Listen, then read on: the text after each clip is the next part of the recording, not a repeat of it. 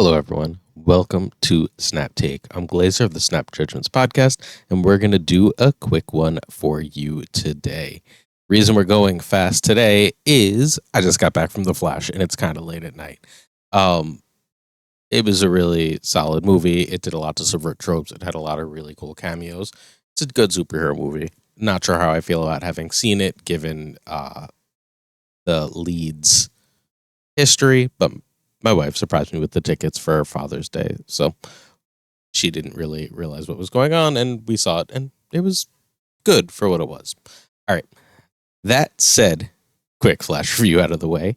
Like and sub. We give you 2 decks every day here on Snap Judgments. We find 2 decks that the big creators haven't noticed yet that can win you some cubes. Help you get to infinite, whether in conquest mode or infinite on ladder.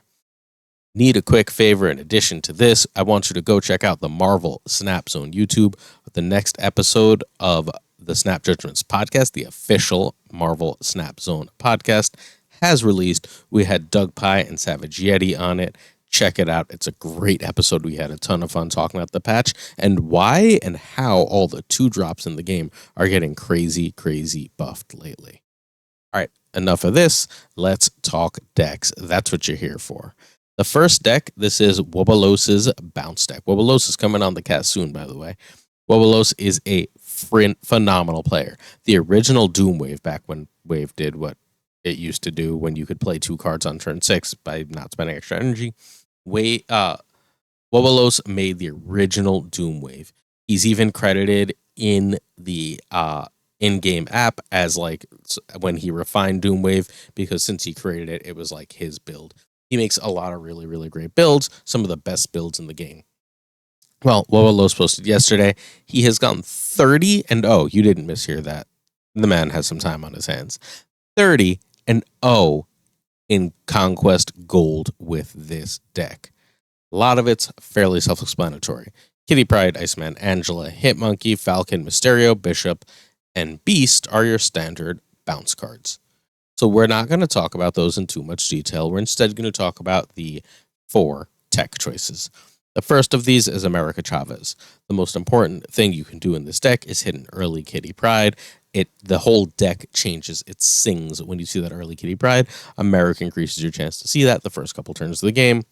Super high value. Great card. Next tech card to talk about is obviously Elektra. WWLos says he was just memeing with her, but she keeps winning games. Lots of people are running stuff like Nebula and Sunspot in Conquest mode as ways to steal power. Well, Elektra says, I kill that when I'm ready, and I can bounce it to kill 2 of them if I want to. It's a really good way to get extra power on Bishop, and while Elektra reads as a 1/1, if she's killing a 1/4 Sunspot, she's fundamentally adding that much power to your side of the board. Not sure how I feel about her, but she is quite good. All right, the next card is Shang-Chi. Shang-Chi is obviously a way to handle big enemies. You'll note that it's really hard to go above a Hulk, right? Shang-Chi says, well, Kitty in one place will usually take over a lane. They usually also just ignore your Angela lane, so you win that lane, and then you Shang the lane that has the Hulk in it. Enjoy your cubes. You can often get 8 cubers out of that and just shut the game down. Last card is Blue Marvel. This is, to me, the coolest tech choice in the deck. It says that when you think that they're going to wave you, you can go off on turn 5. And then on turn 6, what a lot of people do, my personal preference in my own version that I hit Infinite with, was to play Iron Man, right? Okay, so you can play Iron Man and just go over the top of something. The other thing you can do is, a lot of what they do after they play Wave is play Doom, and you can add less power to each location with Blue Marvel, but a full location with Blue Marvel played gets +4 power. Doom is +5 power. That's very comparable. You add in the 3 that he is adding to one other location, and he does a decent job of keeping you even when your opponent does the wave into Doom. He's also a really good way because there's a lot of Storm in the meta, and you're often just a little bit behind in that Storm lane. Well, a Blue Marvel can get you the surprise win, the surprise extra cubes for that lane. It's a really great play that way. Again, I think I like my Iron Man version better. I've played both at least. Well, I played the Iron Man version a ton, right? But I also played this one a little bit. This is really well teched for Conquest, and it is a super fun deck. Give it a try. Let me know how you do. All right, second deck of the day is from the legendary Marvel Snap Zone writer, CCG player, the legendary Den. Den said, oh, wait, Beast costs 3 now. Well, if Beast costs 3, right, and Vulture costs 3, and Doctor Strange costs 3, we have a move combo deck. So Den went and made a move combo deck. So the simple thing that this deck does is it tries to drag either Human Torch or Vulture around to get reasonably big, ideally by around turn 5, and then on turn 6, it drops another couple cards with Surfer to spread a bunch of power onto the board.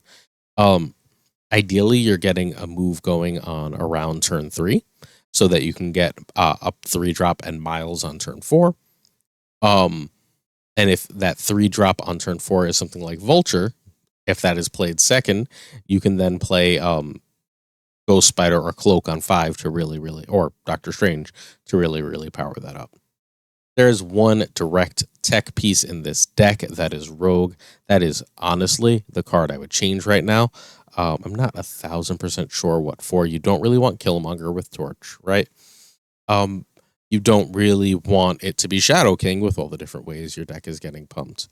So my thought for the card that I most likely want here is either Mr. Fantastic, because power multiple spots is fundamentally a good thing, and it helps you, along with the move, get into some locations, even ones on the right. Or the Rogue can really help with, not the Rogue. Or you can add Polaris just as an extra move that has decent strength. But this deck is really solid. It's really good.